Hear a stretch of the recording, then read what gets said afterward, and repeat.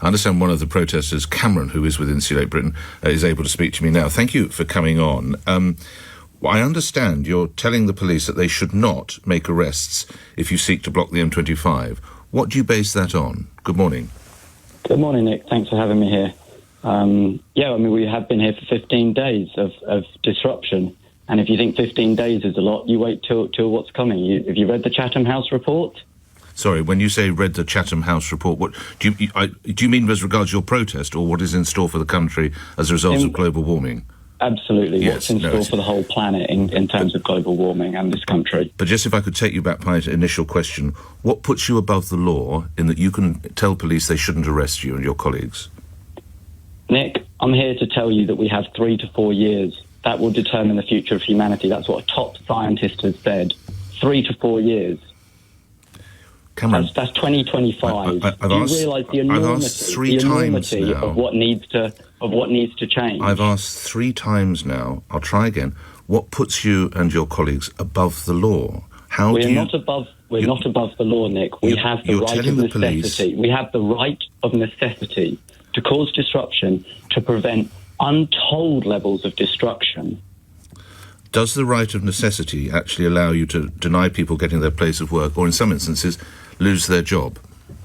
Well, when you only have 3 to 4 years to change the direction that this government's taking us in, then yes, we have to take action. Suppose someone's trying to visit their dying mother who has 3 to 4 hours. I'll try again. Why would you stop that person?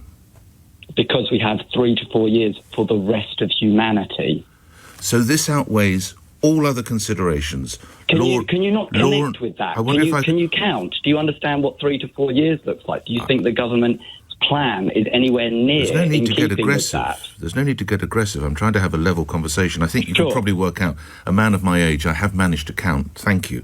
But I say again, how is it that this trumps everything else? I don't know if Cameron is your first name, Mr. Cameron or Cameron. How is it that it trumps everything else, Cameron? As in law and order, visiting dying relatives, staying in employment, or in some instances, you've actually stopped people whose job is to insulate homes.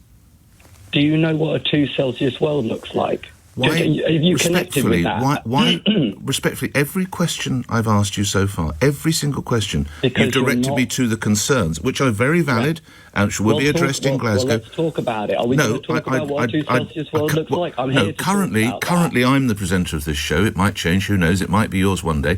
But I'd like to take the conversation in the direction that I choose, which is, again, I hear what you say, but do you honestly say that all actions you take is justified by the ticking clock of the 3 to 4 years? That's what you're saying?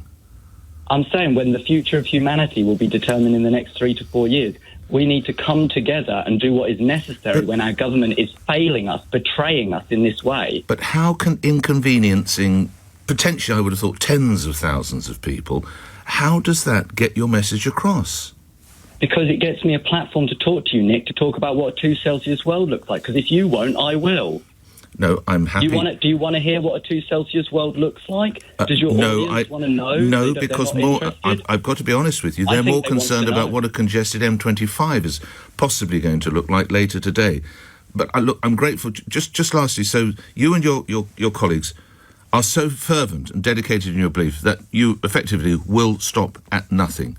Mayhem, disruption, I don't want to see law breaking bloodbaths on the bakery aisle in Tesco. That's where we're going. We're looking at limited food. We're looking at limited medicine, World War, refugees' bodies.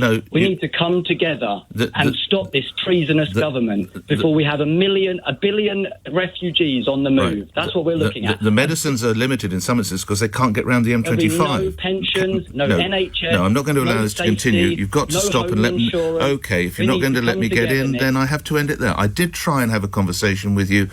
I wish you nothing but bad luck with your endeavours, and I hope your protest is a complete and utter failure.